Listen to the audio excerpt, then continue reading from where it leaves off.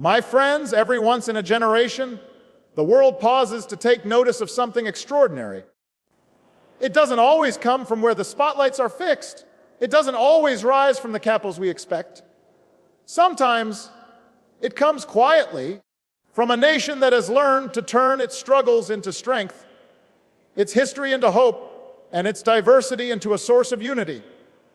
And right now, that nation is India. Across continents, across boardrooms, across think tanks and global summits, there's a question being asked again and again.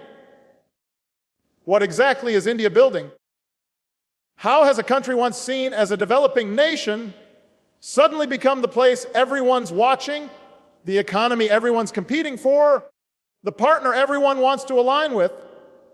The world can't quite believe it, but what India is building right now isn't just infrastructure or industry. It's a new model of progress for the 21st century. When people talk about India today, they talk about its booming economy, its technology sector, its digital revolution. But numbers alone don't explain what's happening. Growth rates, GDP rankings, trade balances, they tell part of the story, but not the heart of it. The heart of it lies in something deeper, a change in mindset, a transformation in ambition, and a collective belief that the future doesn't have to be imported. It can be built at home by millions of hands working together. Travel through India today, and you'll see it. In the hum of new factories powered by renewable energy, in the coding labs of Bengaluru, in the satellite control rooms of ISRO, in the young engineers sketching designs for electric aircraft, and in the rural villages where digital payments have connected farmers directly to markets. India is not just catching up to the world. It's redefining the speed at which the world moves. There was a time when progress in India was measured by foreign investment or outside validation. But now it's measured by homegrown innovation. The nation that once relied on others for technology now builds its own. The country that once depended on aid now sends aid abroad. The same country that was once told it was too complex, too divided, too slow, has become the very example of how democracy and development can thrive together in a world struggling to find that balance. What India is building right now isn't only physical. It's moral, intellectual, and spiritual. It's the belief that modernity doesn't mean abandoning tradition. It's the idea that you can be rooted in your heritage and still reach for the stars, quite literally. Because this is the country that sent a mission to Mars on a budget smaller than a Hollywood film, the country that placed its flag on the moon while keeping its feet grounded in the soil of its villages.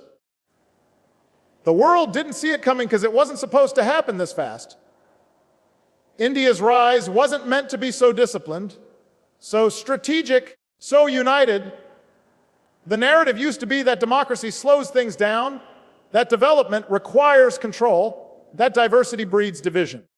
But India has quietly rewritten that script. It's shown that democracy, when guided by purpose and built on trust, can be not a burden but a catalyst. Now, make no mistake, what India is building is not without its challenges.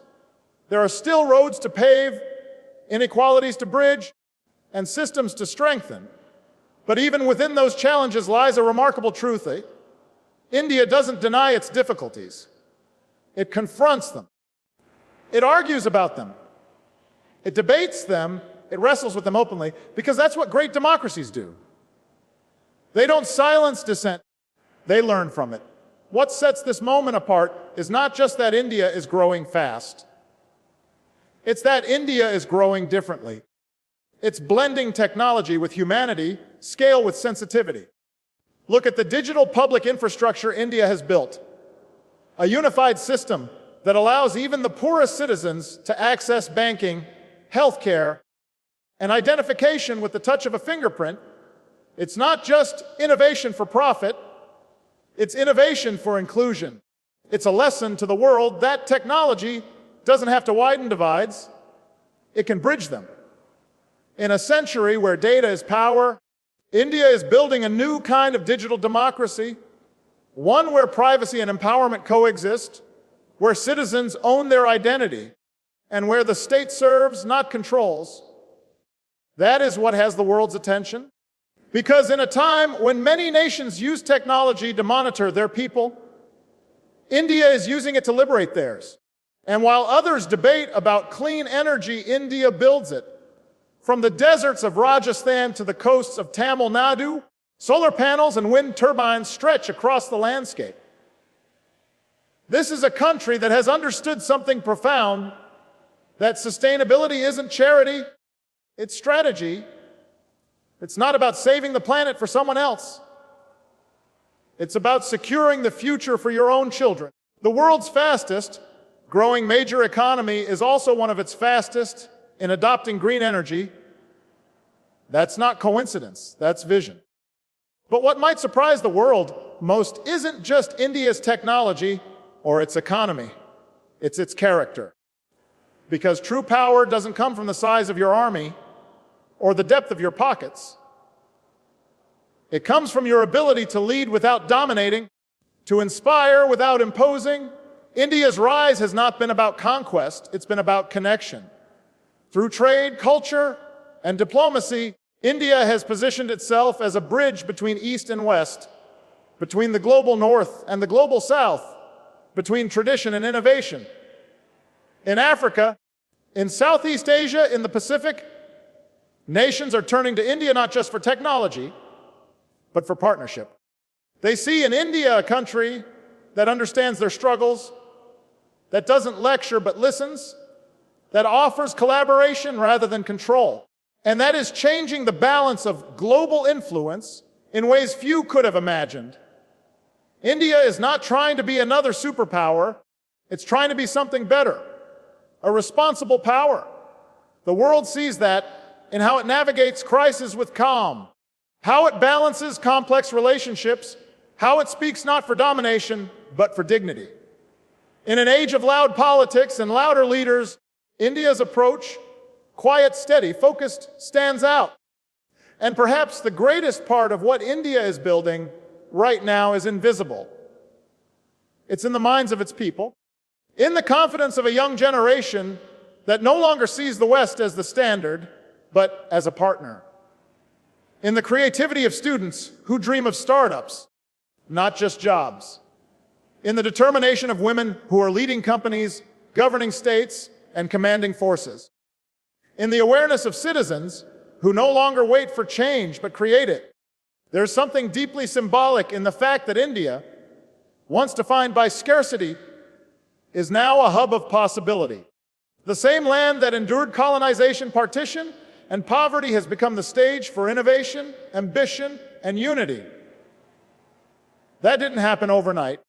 It came from decades of persistence, from millions of small efforts, from a belief passed from one generation to the next, that India's destiny is not to follow, but to lead. When people say the world can't believe what India is building right now, what they really mean is that they underestimated what belief can do. Because this transformation didn't start in the halls of power. It started in classrooms, in workshops, in farms, in living rooms. It started with teachers who refused to give up on their students, with entrepreneurs who took risks no one thought possible, with citizens who demanded better roads, better schools, better futures. That's what real nation building looks like. It's not a single announcement or a single project. It's a collective act of faith repeated every day by millions of people. It's engineers who stay up all night debugging code for a satellite launch. It's farmers who adopt new techniques to save water. It's doctors using telemedicine to reach the unreachable. It's the quiet, relentless work of ordinary people doing extraordinary things. The world often measures success in headlines, but India is teaching that success can also be measured in heartlines, in how deeply a nation cares for its people, in how far it lifts the last person in line. That's why this moment feels so different. Because for once, growth is not leaving people behind, it's pulling them forward. And yet, there's still so much to do. There are still children without access to quality education, still communities that struggle with inequality, still regions that need greater inclusion. But even these challenges, daunting as they are, don't erase the truth that India today stands not as a story of what was lost, but as a promise of what's possible.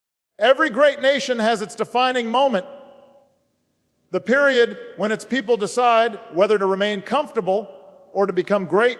India is in that moment right now. The foundations are laid, the world is watching, and the question is not whether India can rise, it's how far it chooses to go. In this century of complexity, where power is fragmented and trust is scarce, what the world needs most isn't another empire, but an example.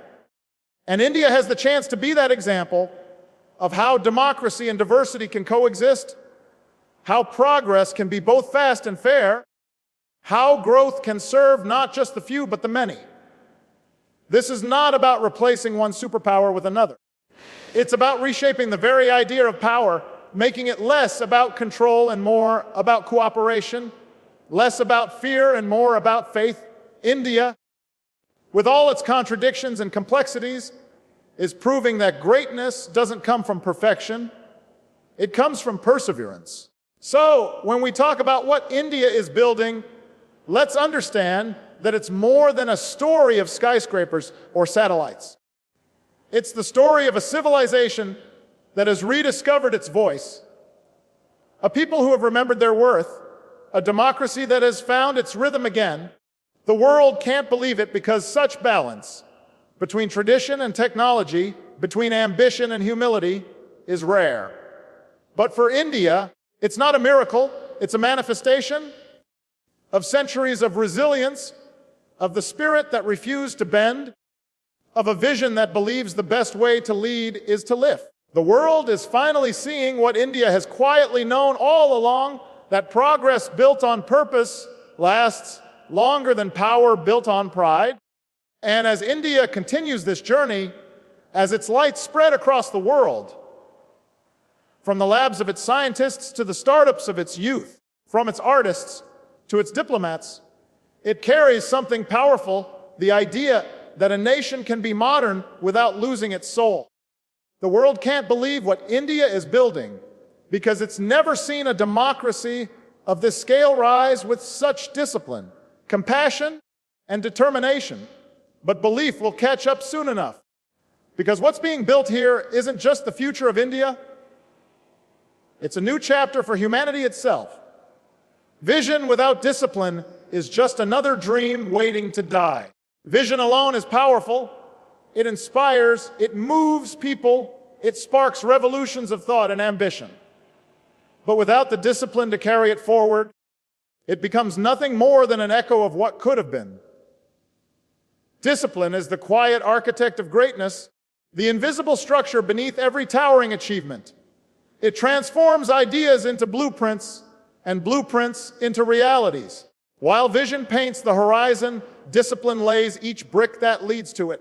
Without discipline, vision drifts, beautiful but unanswered, full of promise but devoid of permanence. Every person, every nation, every institution that has left an imprint on history understood this simple truth. Dreams are born in imagination, but destiny is carved through perseverance. The world is full of dreamers, those who see beyond the present, who speak of what can be, yet few translate that vision into sustained action. It is not because their dreams are unworthy, but because discipline demands a price not everyone is willing to pay. It demands consistency when enthusiasm fades, courage when failure mocks, and patience when progress crawls. Discipline takes no shortcuts. It trusts the process, even when the reward seems distant. Look at the leaders who built nations, the innovators who reshaped industries, the thinkers who changed the course of humanity. They were all dreamers, yes, but more importantly, they were disciplined doers. Their greatness was not born in moments of inspiration, but in countless hours of unseen labor. Vision gave them direction, but discipline gave them progress. A sculptor may see the statue within the stone, but only the discipline of each chisel strike brings it to life. A nation may dream of justice, prosperity, or unity, but only disciplined governance, discipline in institutions, and discipline in citizens can make that dream sustainable. Discipline gives vision integrity. It keeps it honest. It demands alignment between words and actions. Without it, vision turns to rhetoric, grand in sound, hollow in substance. Discipline asks the hard questions that vision alone cannot answer. What must we sacrifice to achieve this? How long are we willing to work without applause? How do we stay steady when the path gets rough? It is easy to dream in moments of comfort. It is discipline that ensures the dream survives discomfort. In every age, those who changed the world combined these two forces. Vision gave them purpose, discipline gave them persistence. They did not abandon their dreams at the first sign of resistance. They did not mistake movement for progress or popularity for success. They knew that the dream was fragile without the discipline to protect it, nurture it, and grow it brick by brick, decision by decision. That's how vision evolves from a statement to a structure, from an idea into an institution. Think of the scientist who spends years testing hypotheses, the artist who refines a single piece for decades, the reformer who continues his mission despite rejection. Their vision fuels them, but it is discipline that sustains them. Discipline keeps them showing up even when the world isn't watching. It is what turns temporary effort into lasting legacy. Vision sets the goal, discipline builds the bridge toward it. In human character, discipline refines vision into virtue. It anchors ambition to reality. It reminds us that even the greatest dream must bow to time, order, and method. A vision without discipline is like a ship without a compass. It may look magnificent, but it drifts wherever the winds take it. Discipline charts the course. It creates consistency, and consistency creates credibility. When people or nations stay true to their word, not just in inspiration, but in implementation, that's when trust is built. Every generation inherits dreams from the one before it, but it's discipline that decides whether those dreams live on or fade. It is discipline that keeps societies accountable, that maintains institutions, that guards values against the corrosion of convenience. Vision may be what starts revolutions, but discipline is what builds nations after them. It ensures that ideals are not lost to impulse, that passion does not overpower principle. In leadership, discipline is not rigidity, it is reliability. It means having the steadiness to act when it's right, not when it's easy. It means resisting the temptation to chase applause instead of progress. Vision may tell us where we want to go, but discipline teaches us how to get there and stay there. Vision ignites hearts, but discipline sustains hope. Vision attracts followers, but discipline earns respect. One inspires the beginning, the other secures the continuation. For individuals, discipline transforms personal ambition into lifelong purpose. It means waking up each day and committing again to the work, even when the results are not immediate. It means choosing growth over comfort, integrity over indulgence, persistence over procrastination. The disciplined person may not always be the loudest or the most charismatic, but they are the ones who finish what others only start. For nations, discipline ensures that progress is not episodic but enduring. It means sticking to the principles of justice, equality, and service even when shortcuts seem tempting. It means investing in long-term goals instead of chasing short-term gains. A country can have the vision to be great, but without disciplined leadership, disciplined citizens, and disciplined institutions, that vision will collapse under its own contradictions. The strength of any democracy lies not just in the dreams of its people, but in their discipline to uphold them every day. In a world where speed is glorified, discipline reminds us of the value of persistence. Where trends come and go, discipline ensures that substance outlasts spectacle. Vision can set us apart, But discipline keeps us grounded. It is not glamorous. It is not always visible. Yet it is what turns fleeting inspiration into enduring progress. It teaches us that dreams don't come true simply because we desire them. They come true because we dedicate ourselves to them with focus, structure, and consistency. Vision gives meaning to the journey, but discipline ensures that the journey reaches its destination. It teaches us that freedom without self-control is chaos, that ambition without responsibility is danger, and that imagination without execution is futility. Discipline, therefore, is not a constraint. It is the companion of freedom.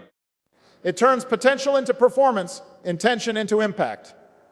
Vision lights the path, but discipline walks it one deliberate step at a time. And that is the difference between a dreamer and a builder, between inspiration and transformation, between a fleeting moment and a lasting movement. Vision without discipline dies in speeches and slogans, but vision with discipline lives in action and achievement.